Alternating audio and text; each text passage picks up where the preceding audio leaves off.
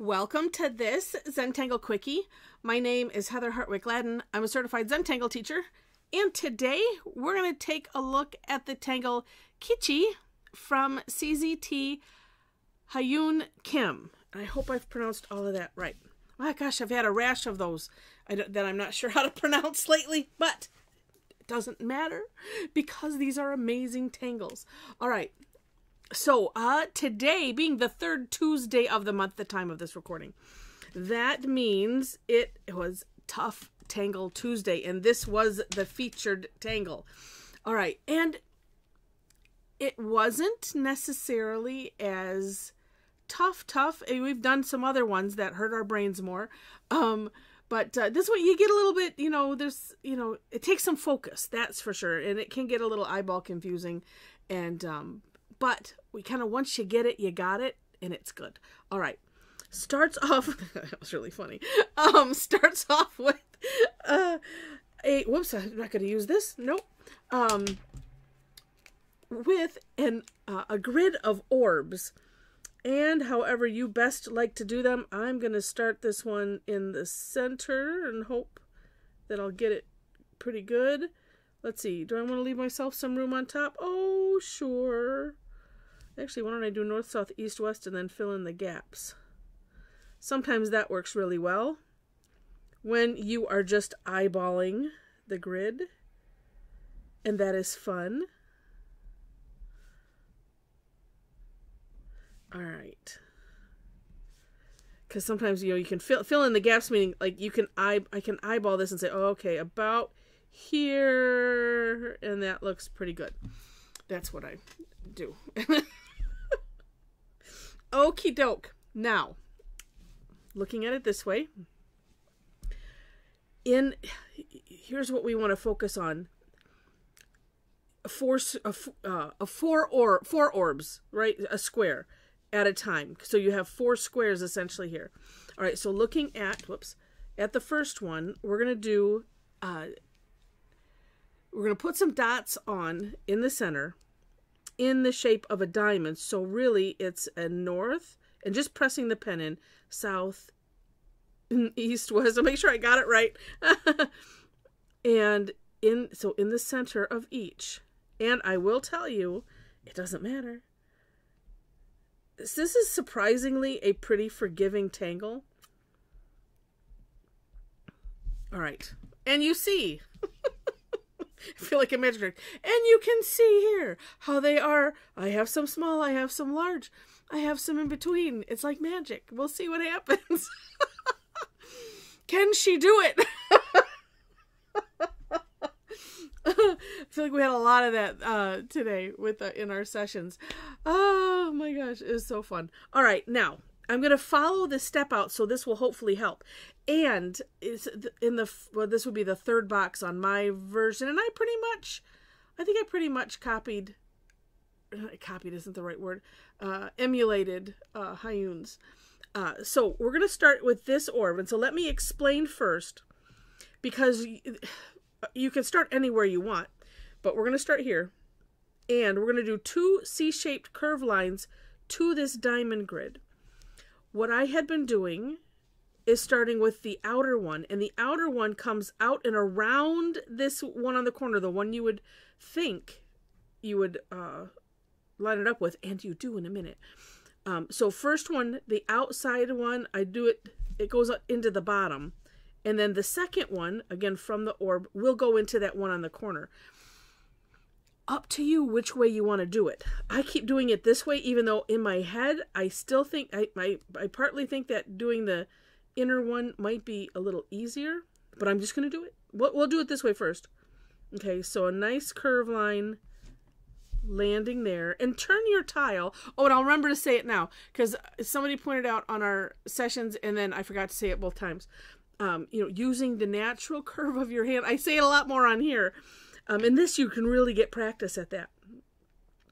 And so turn your tile so that way it's comfortable. Now, from the same place, we're going to aim it for here, like that.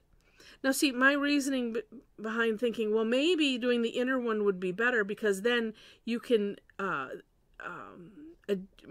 better adjust the distance here by doing the outside one. So let's do that. I'm going to turn my tile, I guess that would be counterclockwise. Well, no, it doesn't matter. Okay, we're just going to do it this way. All right. So again, let's do the inside one first. Let's see if that works better. So the inside, and then the outside's going to go here. So you're going, and maybe that's why, because that way I'm looking at this dot, I'm going over it. So we're going to aim for here. I don't know. It's not going to matter either way. Do whatever is most comfortable for you. I'm going to go back to the way I was doing it. So the longer one first. I seem to arch that more if I don't know what I'm up against here. And then this one to the inside. Last one in this section. And again, we're just thinking on just this 4 square, and that's it. Okay, to the outer one and the inner one. Voila! There we go. And honestly, it's rinse and repeat the rest of the way. But so I'm going to move over to here, and we're going to focus on these 4 squares. And I'm going to go ahead, I'm going to start right here. And I always have to think about, okay, where am I going? And it's like you're going to the farthest dot away from this, sort of. Then that doesn't work either. I don't know. I feel like I spent a half an hour trying to find the right words to explain it. I'm going to go the opposite direction this time because I feel like it. But we're going around this dot. And then I started, I had, she'll be coming around the mountain in my head. Well, really, she'll be coming around the dot when she comes. All right. So that. And then this. And if you miss, it's okay. You do want to leave a little bit of space in between. Whatever ends up happening happens, and it's just fine. And this is where, like I said, it can get a little eyeball confusing. So you just have to think, okay, there's 4 dots. I'm going to here. And especially as things start filling in. Oh, and also thinking about it's kind of a takeoff and land concept because we're tracing around, and let me start here. Well, okay, I'm just going to start wherever. The takeoff and land concept is, we're tracing over a little bit of this orb, and then this one we land on the dot. Usually the takeoff and land you're tracing, as well, just because it's like you have a run, like you're using a runway. All right, but we're going to do this to the furthest one. And it just feels weird because it feels like it's in the other orb's space. And like I said, after you do it enough, you kind of get used to the thought of just trust it. Yes, that's right. And then too, as you're turning the tile, and if you have it in the same, a similar perspective, for your hand, but then you can see it's like, okay, this dot and then this orb, these 2 dots.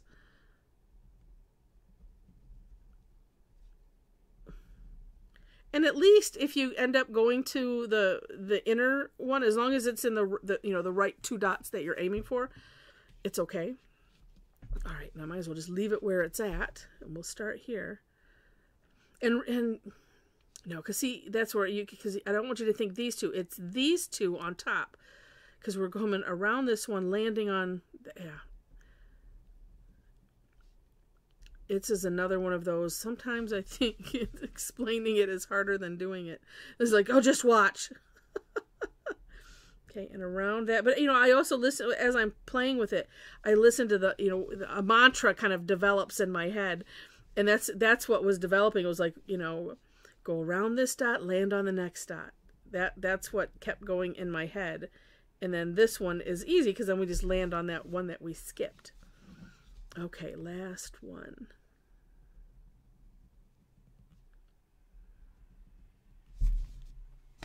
Voila. And what's so neat about this is it's like cadent. And I was so surprised at how it was, how you put it together.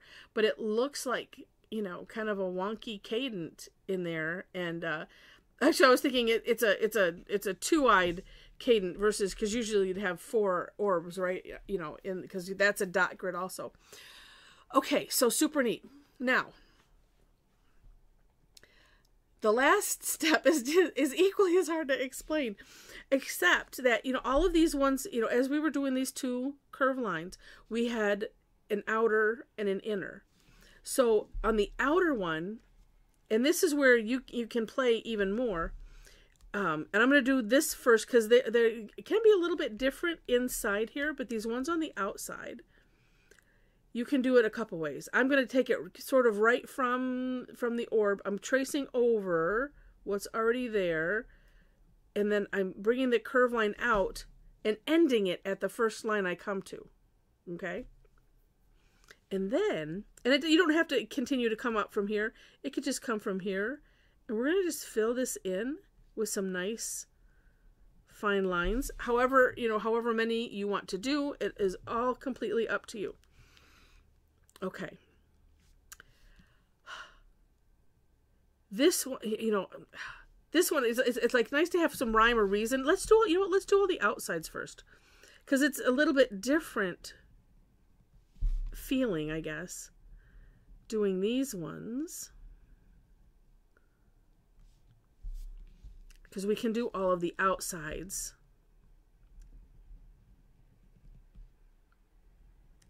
Probably could have not arched that one out. Well, let's get this line going proper. There we go. But yeah, let's do all the outsides. That makes a lot more sense. See, and you can trace over, you know, as much as you want. And do take a look at the For More Inspiration link in the description section so you can see Hyeyun's step out as well as the samples, because the samples also proved interesting, and I will share that with you in just a moment, because there, you know, this is one way to do it, where you're essentially, you know, you're sort of making it look like you're coming from the orb and they're all an equal length. I do like to start going from the outside first, because then it's like, okay, I can aim for center-ish, and then just, you know, continue to fill in as it works. All right, let's get, what do we got? Two more. You know, and you can have it pull away at, and you know, whatever point seems to make sense. And then really right from that point, then you could just, you know, add the other two. Okay.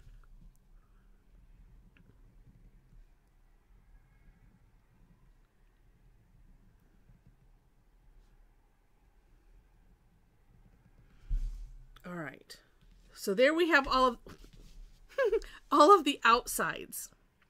Now you can do the insides the same, and just remember, we're, you know, pick an orb, and we're coming, you know, from that orb to the other side. But I want to show you, I mean, and that's what we would do, and so you can really do it in any order is fine. It's not going to mess anything up. But what I noticed on Hyeyun's there's no R, Hyeyun's step out is that on some of them she started from like around here and started like from the inside. So for instance, let me just make sure I have that. Oh no, I'm sorry. Oh yeah. Wait, where's the one that I did? Yeah. Okay. So for instance, instead of coming from all the way here, you could start right here midway. And this, I'm essentially auraing it. Okay, so doing it opposite that like I did before. And then come out kind of with a curve line like that. And just keep adding these curve lines like so. However many, whatever works for you. And we're still kind of going about halfway.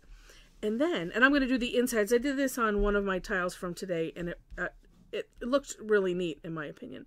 Okay, so here, so again, it's kind of like a little curve line, and then you're just adding curve lines. And you see, I mean, it's bumpier than that. You can just see it's different. And either way is okay. And even on these ones, you could do it this way. It's just you have to plan ahead, because these ones, I went to the outside first and divided it halfway. This one, you're not doing that. This one, we're, you know, hugging that line, and then adding some others at, you know, at different intervals. And it doesn't have to, it can be whatever number you wish it to be.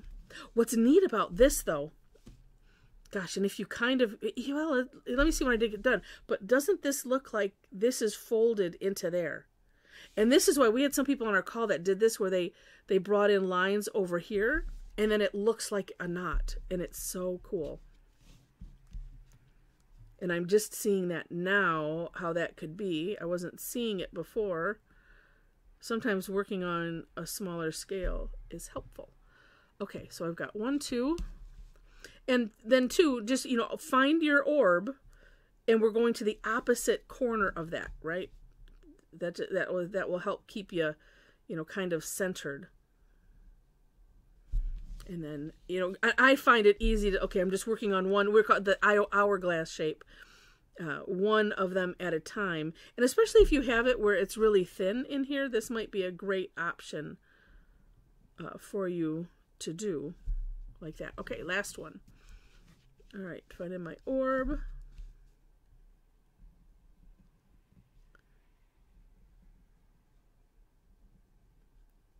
Well, apparently I'm adding a lot to that one. Okay. It doesn't matter. It all works out neat.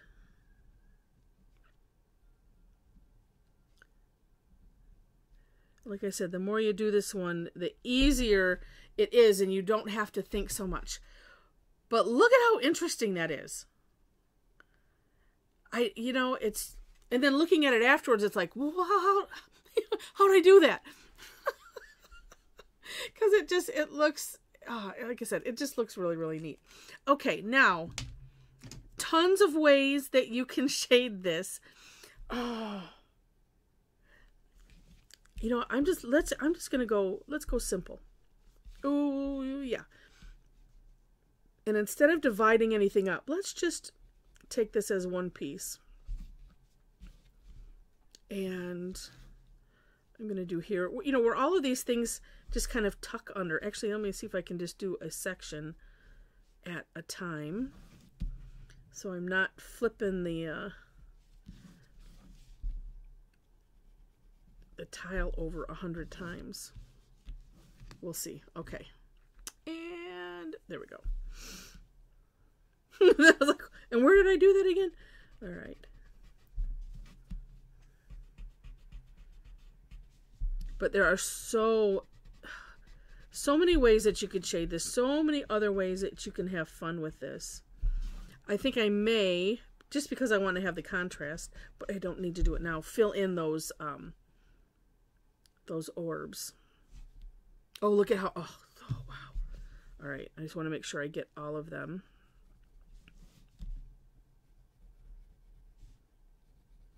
Now I wish I had done this on our calls today. This is a lot easier than what I was, you know, sometimes I just like to get overcomplicated, I guess. Those that know me go, really? Huh. You don't say. All right, and then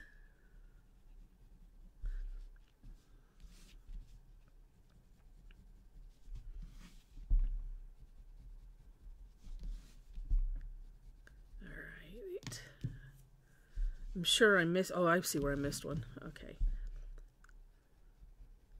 Because a lot of me wants to get this twist action that develops from this.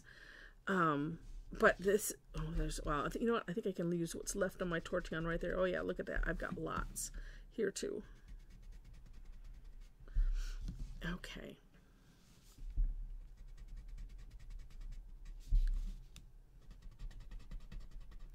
And this, because I really want to do my best to not go into the area, you know, other areas. I'm trying to work rather small. Okay, and where, let me look at the screen and see where I missed. Because I didn't necessarily do it in any order. It was just like however it was coming. I think I got them all. Yeah. Look at how neat. How absolutely neat. All right. And I'm going to do my favorite. Let's do an orb. Oh, I don't know. Let's see if we have a room for a sliver Well, we kind of do. Oh, look at that. Apparently, I'm in an out of order mood today. Let's just do it hopscotch style.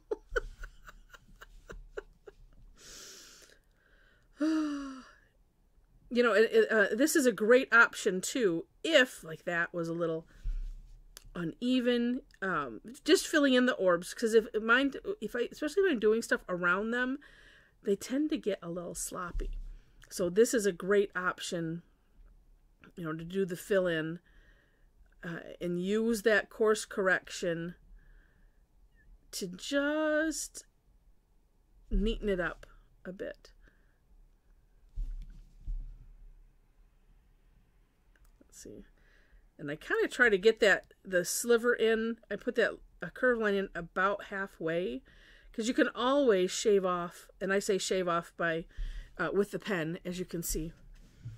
Do these bigger than you think, and it's just nice because you can do this and not have a jelly roll, a white jelly roll or gel pen to work with. It looks just fine. You could add afterwards, you know, a gel pen, and then it'll just be, you know, a lot starker white, you know, or I mean, if you're using this on a, you know, a colored paper or something too, it just makes it easier, because then your white pen is not competing with the ink,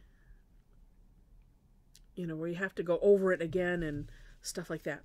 All right, this is nice. Seeing that one too was a little weird looking. See, and I can just expand this in the back. Voila! And if you do this yourself, one thing I find is sometimes don't look at it for a minute. Even, well, any tangle you could do that, especially if you're not being happy with it.